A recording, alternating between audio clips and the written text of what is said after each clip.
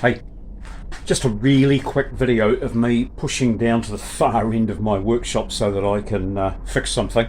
What I've got on the bench just here is my old 10-year-old still, what's it called? FS85. It's a sort of a semi-professional weed trimmer kind of thing that schools and institution grounds people might have. And I've had it for a while. It's done a lot of work with zero maintenance whatsoever, when I discovered that the little primer bulb under here, the little plastic bulb that you squeeze 3 times to pull fuel through to the carburetor, was leaking. So I went online to find a new one, and you would not believe this. I got an entire tune-up rebuild kit, and I'm going to show you the contents of that kit in a moment, for $23. Came all the way from China, freight free, or freight included, whatever that is. But $23 got me all of this. We're going to open it up, and I'm going to show you the goodies that I got in there. I was expecting to pay sort of $7 or $8 for just the primer bulb. Alright, let's get in here and I'll show you the goodies. I'm going to save you the best till last. But what we've got is 2 primer bulbs,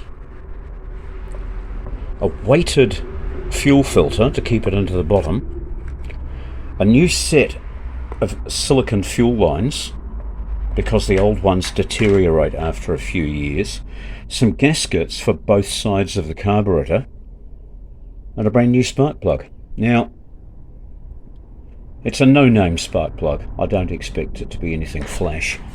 Oh, and a new filter for in the air filter, new filter screen. But in the box is the most interesting thing. Let's open the box up. And for $23 you get all this, plus, oops, fell out of its packet, a brand spanking new carburetor that, of course, already has the fuel bowl on it.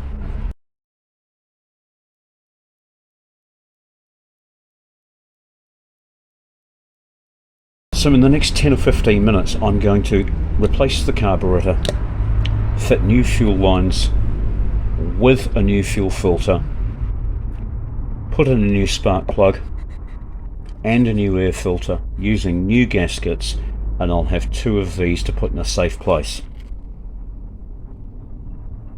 I'll need both hands for it, so when I come back we're going to see how many pulls it takes to get the thing started, and then I might do a little bit of a tune on it, just get it idling nice and give it a good top end. Because when you've been working with these things for many years, it's all second nature. I'm going to see if I can pass that on to anybody here who's watching who is new to looking after their own lawn and garden equipment, 2-stroke type stuff. Right, I'm not going to muck about with this. Straight into it, get it all done, and I'll just explain a little as I go. The air cleaner is held on without tools. The lid just pops off with a plastic clip. I'm going to take out the filter, and then here I've got an 8mm socket, and I'm going to undo the 2 nuts that hold the entire carburetor assembly in. As well as the carburetor, there's a stack of plates.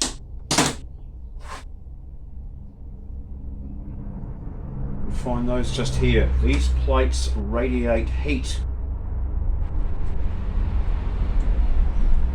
and take heat out of the fuel bowl so that the fuel doesn't boil inside the carburetor. The carburetor holds a tiny amount of fuel. It's very easy for it to get too hot. Now in between each of these plates there's a small insulator. They're stacked. This is the last one. I'm going to leave them in that stack so that I know exactly how they go back together. Put those there. Now I'm going to ease the carburetor off these studs and undo the fuel line and the fuel return line. Just pull those off.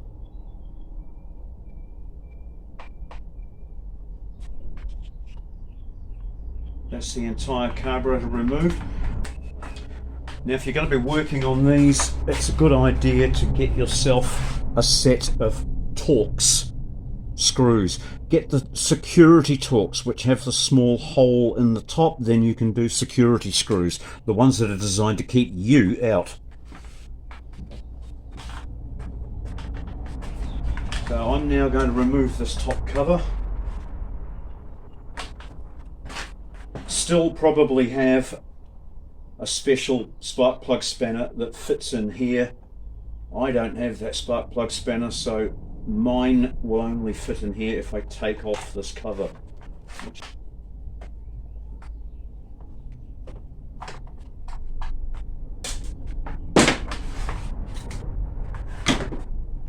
So here we've got the quadrant that brings the throttle cable round to pull in the right place, and the carburetor mounting. We're going to take off the old gasket, but before I do that, I always like to check the new gaskets to check that they are correct, because models change, sometimes things are different.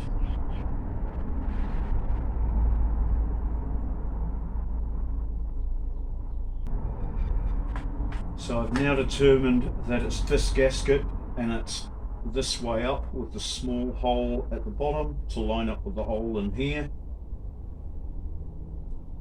The one on the top here is just a decoy.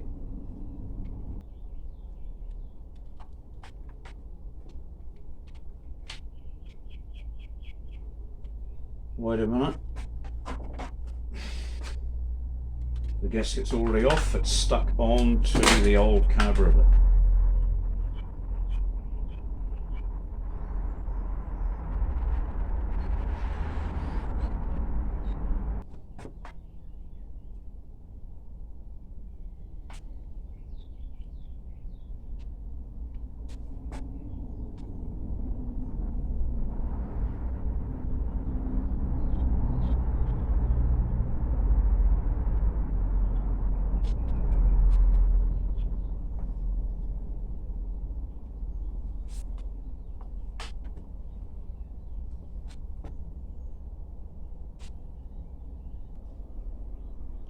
I just want to show you this real close up.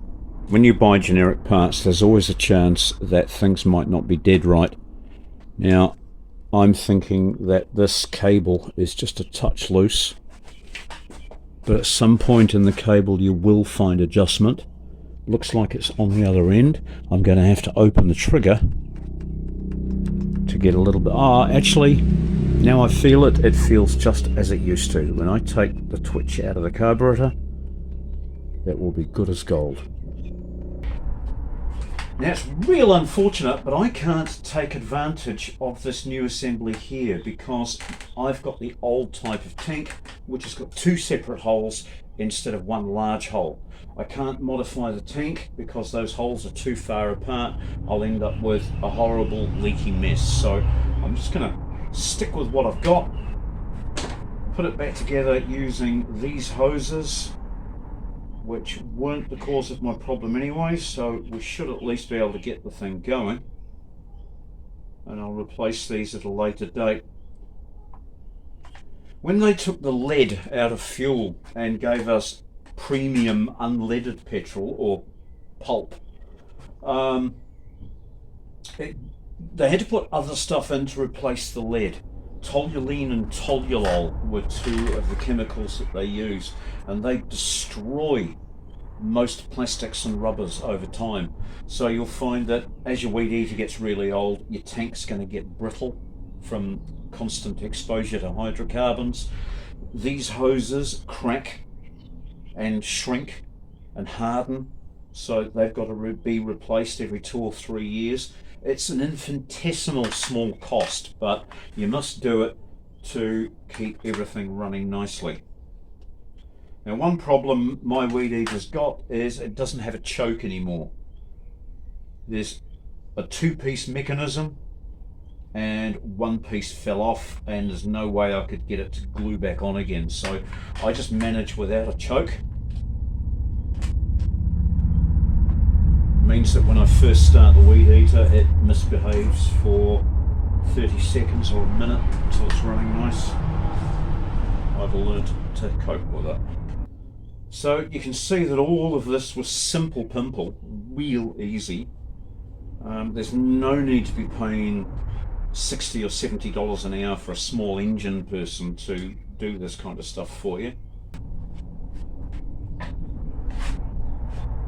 So your carburetor's in place, your throttle cable's attached, and your fuel delivery and return lines are attached. Now it's time to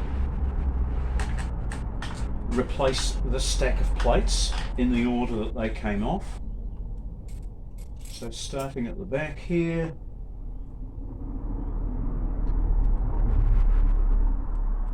on this particular model they're clearly marked as to which piece goes at the top.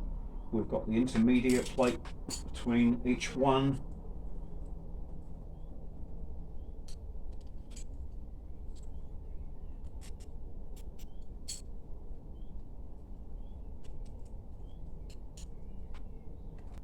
And then comes the air cleaner housing. On this one, the air cleaner housing has got a broken choke lever. I haven't managed to get a generic one.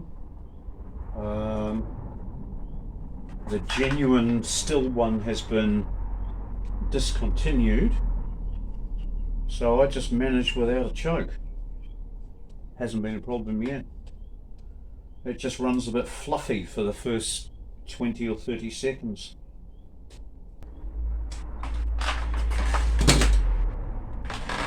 Whenever you're taking apart or putting together anything that's got more than one bolt holding it, don't tighten any of the bolts until you've got the last one in, even if it's just two like this, because alignment issues can't be adjusted out when you've got tight bolts. It's just a waste of time when you have to go around, loosen everything off, move it a little, and then retighten it. And don't over tighten these bolts, they're only tiny little 5mm, I don't need much. So there we go, we'll give that a new air cleaner. Got to line this up with the housing. It only fits one way, so that that lines up with the wee port inside. And the air cleaner can go on. And next I'll give it the fresh spark plug.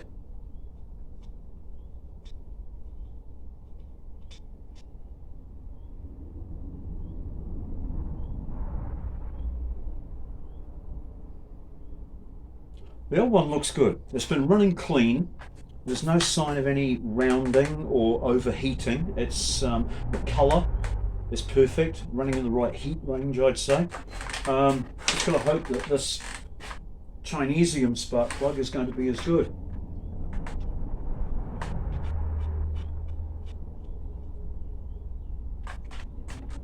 If you care about your equipment, especially if it's something like a snowmobile or a motorbike and you've been playing with the carburetor, it always pays to give it what they call a plug chop. And a plug chop is where you cane the thing to its limits, and while you're in the middle of caning it to its limits, you leave the throttle full open and you just hit the kill switch and it bah, and the thing dies. When it's stopped, you can release the throttle, but not until. It's got to actually stop rotating, otherwise you'll pull fuel through and that will give you a false reading. But what you're going to do then is take it apart, take the plug out, and you're going to look at the colour and the heat. If the plug is too hot to hold, you've got a problem there. If it's white or a very light grey, you're in the too hot zone. And if it's a medium grey to a black, you're operating at the right temperature. I'll just nip that up, and this can all go back together.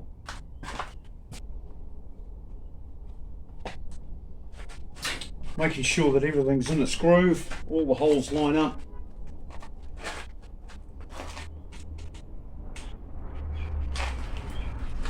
We'll drop some screws in, and then I'll give it a few pulls and see if it starts.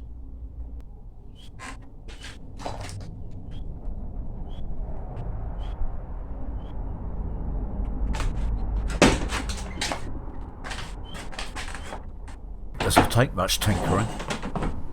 Right, let's see what we've got. I'm happy with how this goes already. I'm not even sure if it has any fuel in it. It's so long since I've used it. Got a wee bit. Here comes the fuel. 1, 2.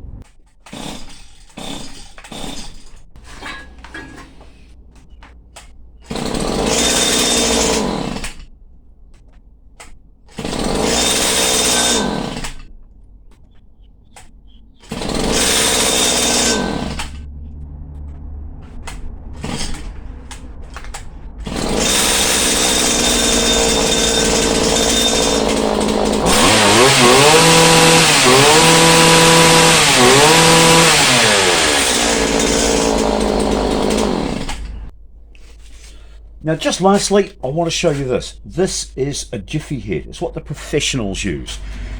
When you buy a weed eater, it will normally come with a plastic cassette bump head with a button on the bottom. You bang that on the ground and it automatically feeds out another 6 or 7 inches of the cutting string, and you can carry on working. But these things don't last. They're rubbish. Everything's plastic and small pieces of metal, and they're spinning at high speed, getting caught on things. In no time at all, they fly to bits and smash, and you're faced with buying a new one. Don't buy one of the original ones. They cost an awful lot of money, and they're designed to break. So anybody who's doing this for a living buys something like a jiffy head. Now, the jiffy head is 100% metal. There's no plastic in the entire thing. It's 2 parts. It's a coarse thread so that it's dead easy to do up and undo. And you just pull your strings out, cut yourself another 1 or 2 pieces of string. You can use either, it's up to you. How I do it is, this is the blade that keeps the string trimmed. So what I do is I go from the center to there twice. That is the length of your piece of string. By putting 1 piece of string on, you've got minimal drag. The weed eater will operate at high revs. It will use more fuel. It will make more noise, but it will have more power, and it will wear the string out faster. By putting 2 on side by side like this, causes more drag in the air. That slows the thing down, and having the thing slow down puts it right in the middle of its torque range. I find that the motor runs more efficiently, and that it cuts just as well. And because it's spinning a little bit slower, 2 pieces of string, instead of lasting several hours, they will last several days. And I can put new bits of string in here and have this thing tootle along at a decent speed, doing the job I need it to do for weeks on end. It will never